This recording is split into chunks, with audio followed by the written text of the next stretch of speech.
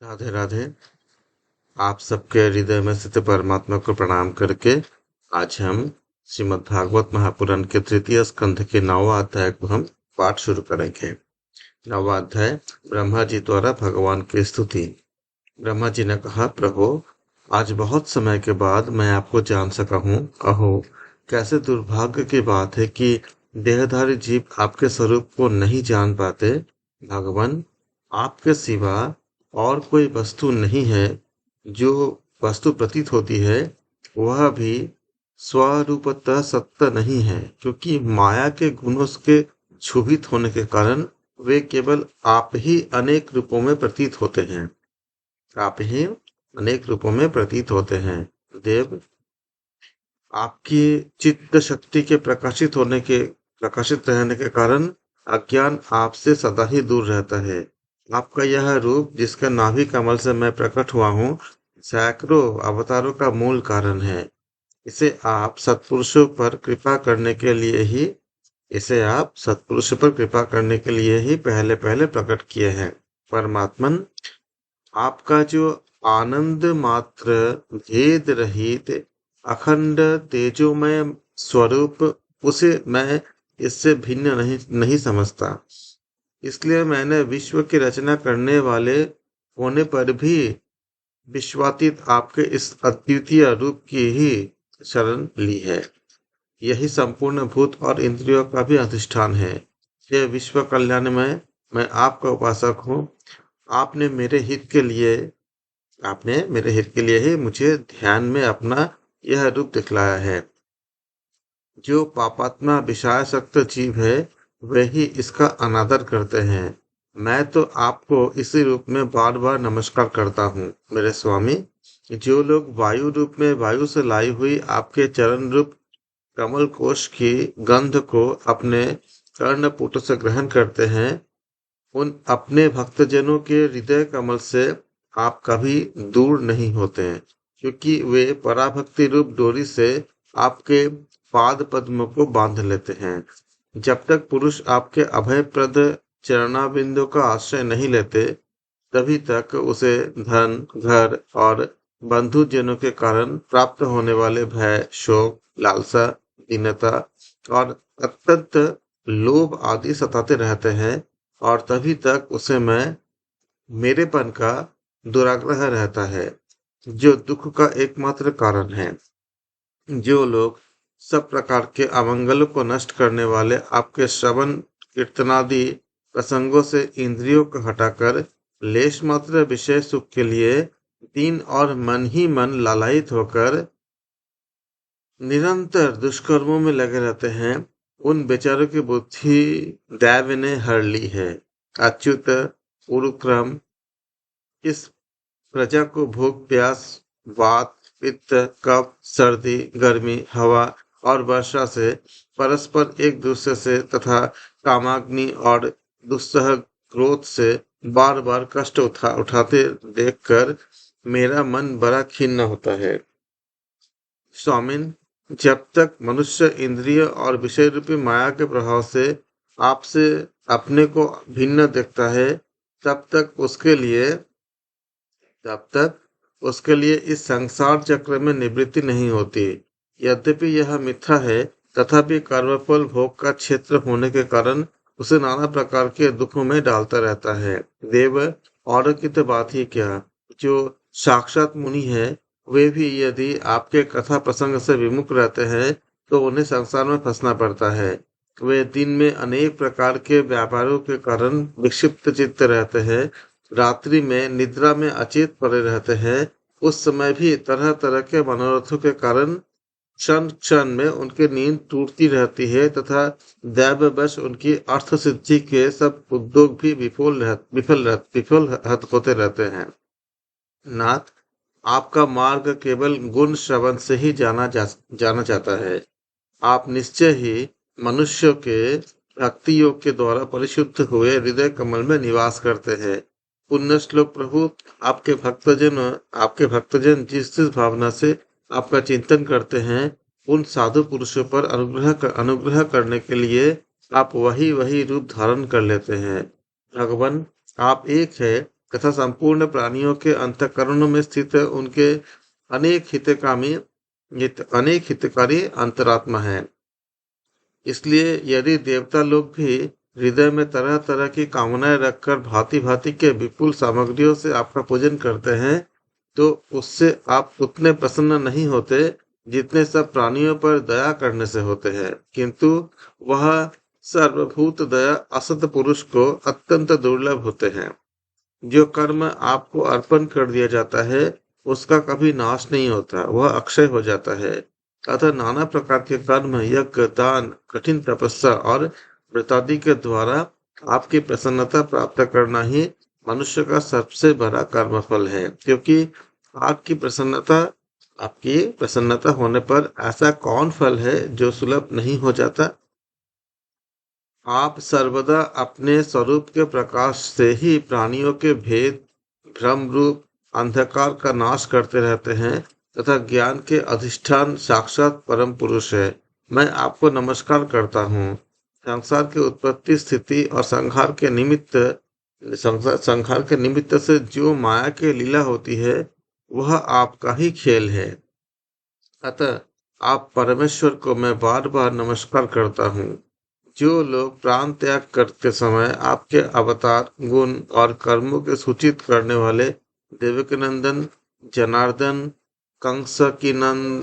कंसकीनंदन आदि नामों का विवश होकर भी उच्चारण करते हैं, वे अनेकों जन्मों के पापों से तत्काल छूटकर मायादी आवरणों से रहित ब्रह्म पद को प्राप्त करते हैं। आप नित्य अजन्मा हैं। मैं आपकी शरण लेता हूँ। भगवान, इस विश्व वृक्ष के रूप में आप ही विराजमान हैं। आप ही अपनी मूल प्रकृति को स्वीकार करके जगत की उत्पत्ति, स्थिति और प्रलय के लिए मेरे, अपने और महादेव जी के तीन तीन प्रधान शाखाओं में विभक्त हुए हैं और फिर प्रजापति एवं मनु आदि शाखा प्रशाखाओं के रूप में फैलकर बहुत विस्तृत हो गए हैं।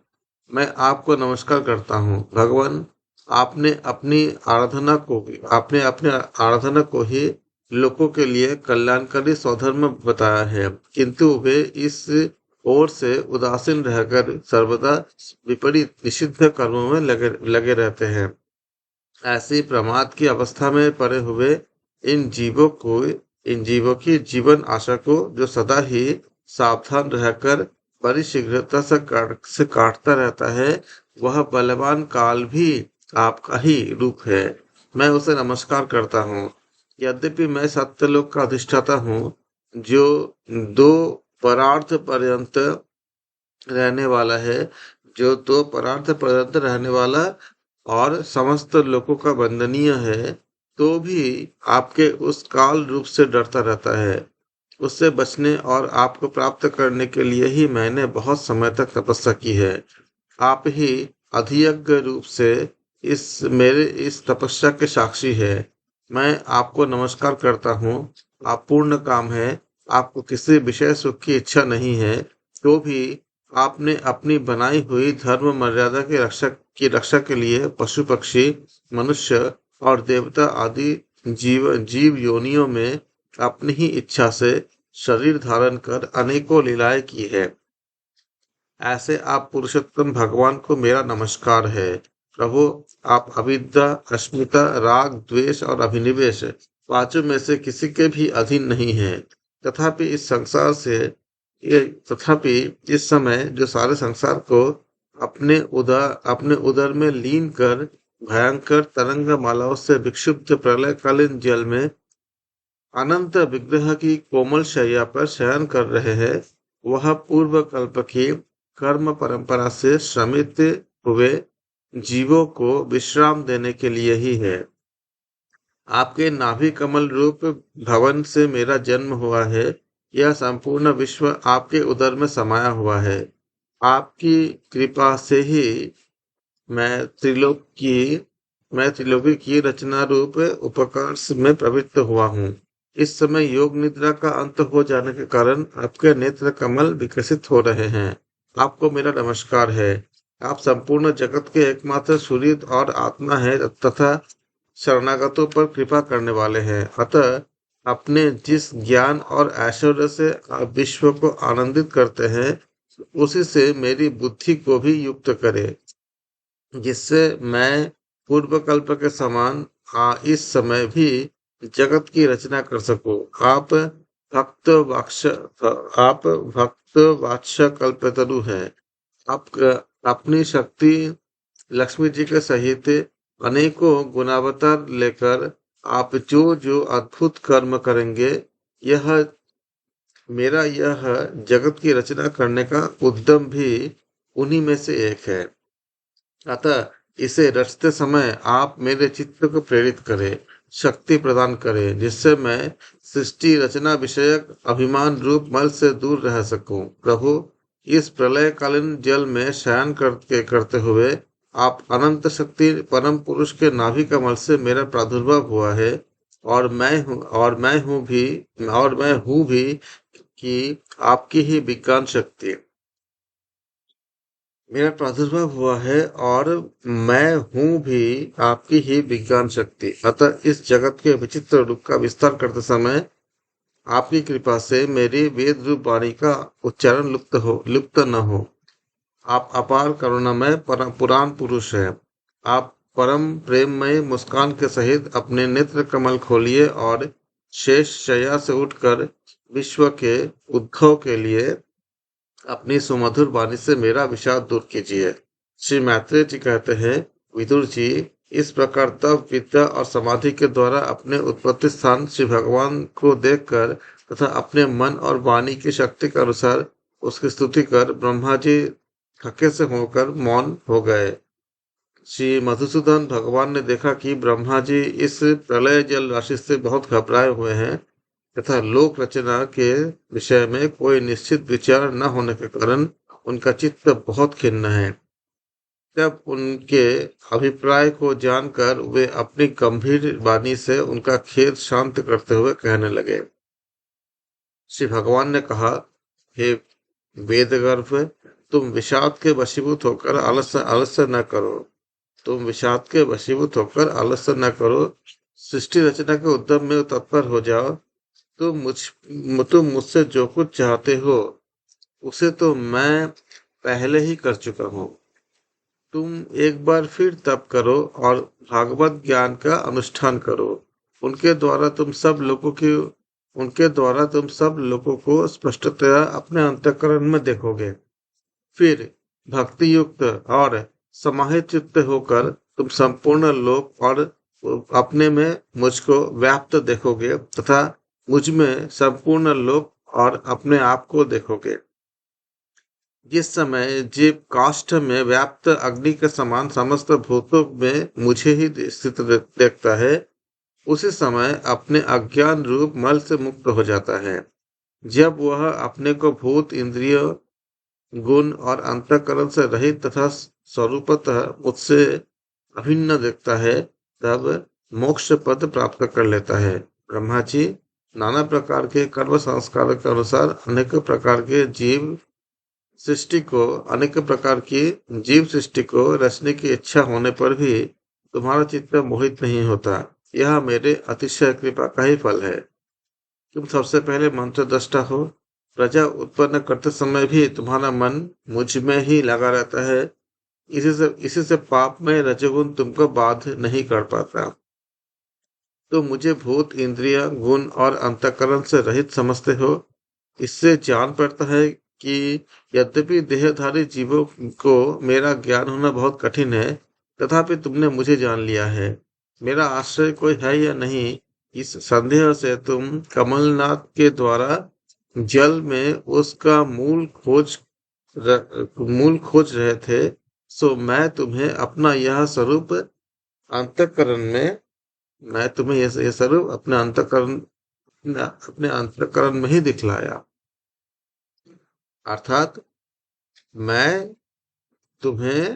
तुम्हें ईश्वर कह रहा है कि ब्रह्मा जी से कि हे ब्रह्मा जी, मैंने तुम्हें अपना यह स्वरूप अंतःकरण में ही दिखा दिया, उसमें ही दिखलाया। प्यारे ब्रह्मा जी, तुमने जो मेरी कथाओं के वैभव से युक्त मेरी स्तुति की है और तपस्या से जो तुम्हारी निष्ठा है, वह भी मेरे ही कृपा का फल है। लोक रचना की इच्छा से तुमने सगुण प्रतीत होने पर भी जो निर्गुण रूप से मेरा वर्णन करते हुए स्तुति की है, उससे मैं बहुत प्रसन्न हूँ। तुम्हारा कल्याण हो। मैं समस्त कामनाओं और मनोरथों को पूर्ण करने में समर्थ हूँ। जो पुरुष नित्य प्रति इस स्तोत्र द्वारा स्तुति करके मेरा भजन करेगा, उस पर मैं शीघ्र ही प्रसन्न हो जाऊंगा। तत्ववेत्ताओं का मत है कि पूर्ण तप, यज्ञ, दान, योग और समाधि द्वारा साधनों से प्राप्त होने वाले जो परम कल्याण में फल है, वह मेरी प्रसन्नता ही है। विधाता, मैं आत्माओं का भी आत्मा और स्त्री पुत्रादि प्रियों का भी प्रिय हूँ। देहादि भी मेरे ही लिए प्रिय है, अतः मुझसे ही प्रेम करना चाहिए। ब्रह्मा जी, त्रिलोकी को तथा प्रजा इस समय मुझ में लीन है। त्रिलोकी को तथा जो प्रजा इस समय मुझ में लीन है, उसे तुम पूर्व कल्प के समान मुझसे उत्पन्न हुए अपने सर्वविधमय स्वरूप से स्वयं ही रचो। श्री मैत्री जी कहते हैं, प्रकृति और पुरुष के स्वामी कमल नाभ भगवान सृष्टिकर्ता ब्रह्मा को इस प्रकार जगत की अभिव्यक्ति करवाकर अपने उस नारायण रूप से अदृश्य हो गए। इस प्रकार 9वां अध्याय समाप्त हुए। कल हम 10वें अध्याय में अध्ययन करेंगे कि 10 प्रकार की सृष्टि का वर्णन क्या है। आप सबके हृदय में स्थित परमात्मा को मैं प्रणाम करके आज की पाठ यहाँ समाप्त करता हूँ। आप सबका बहुत बहुत धन्यवाद। राधे राधे।